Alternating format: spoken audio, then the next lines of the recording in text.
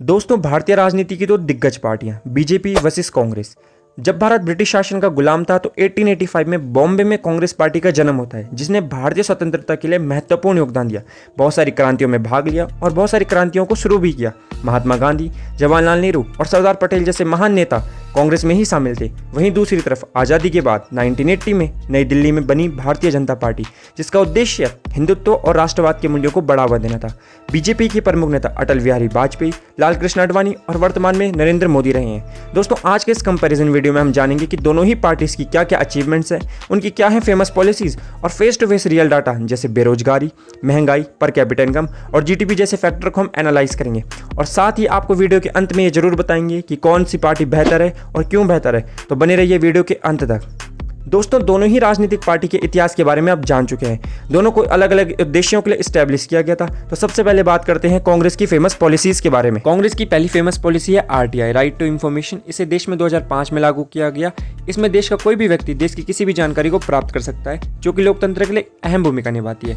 Second famous policy है मनरेगा, Mahatma Gandhi national rural employment guarantee. इसे देश में 2009 में लागू किया गया।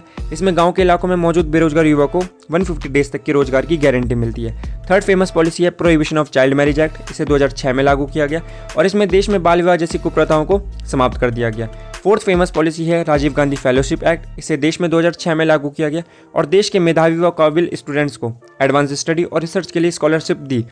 फिफ्थ जो फेमस पॉलिसी है वो है the protection of women from domestic violence act. इसे 2005 में लागू किया गया और वुमेन के खिलाफ जो भी डोमेस्टिक वायलेंस थी, इस पॉलिसी के आने से उसको समाप्त कर दिया गया।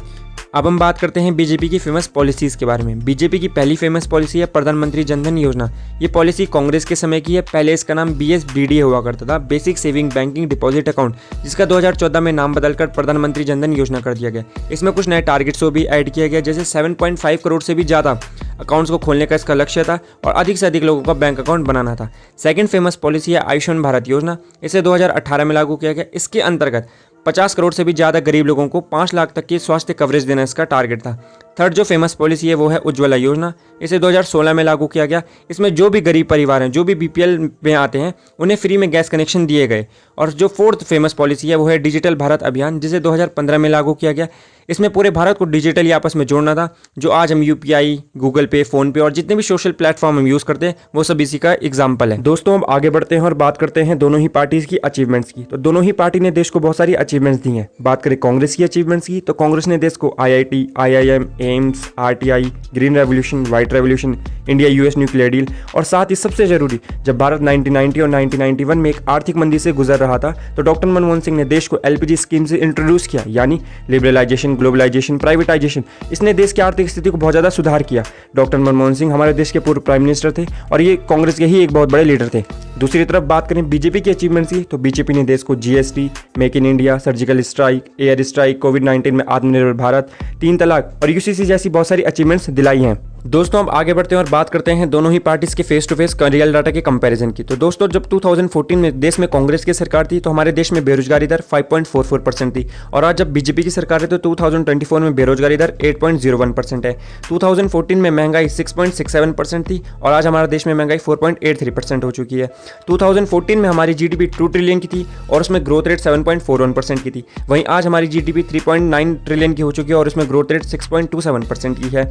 बात करें पर कैपिटा इनकम की, तो 2014 में हमारे देश में टोटल पर कैपिटा इनकम $1,560 थी और आज 2024 में हमारी जो पर कैपिटा इनकम है वो $2,242 है। लेकिन चिंता का विषय ये है कि आज हमारे देश को बांग्लादेश और श्रीलंका ने पर कैपिटा इनकम में पीछे छोड़ दिया है। एक नज़र अगर हम लोन पे डालें तो 2014 में हमारे देश में टोटल कर्जा 55 लाख करोड़ का था, लेकिन आज 2024 में हमारे देश में टोटल कर्जा 156 लाख करोड़ का हो चुका है, जो कि हमारी GDP का 40% है और ये सच में बहुत ज़्यादा चिंता का विषय है।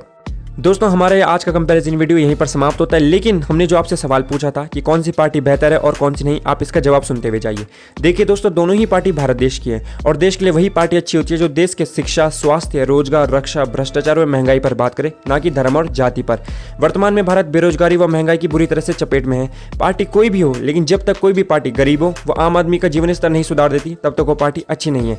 इस पर मुझे श्री अटल बिहारी वाजपेयी जी का एक कोट याद आता है, सत्ता का खेल चलता रहेगा, सरकारें आएंगी, सरकारें जाएंगी, पार्टियां बनेंगी, पार्टियां बिगड़ेंगी, लेकिन ये देश रहना चाहिए, ये देश रहना चाहिए। धन्यवाद, मिलते हैं नेक्स्ट वीडियो में।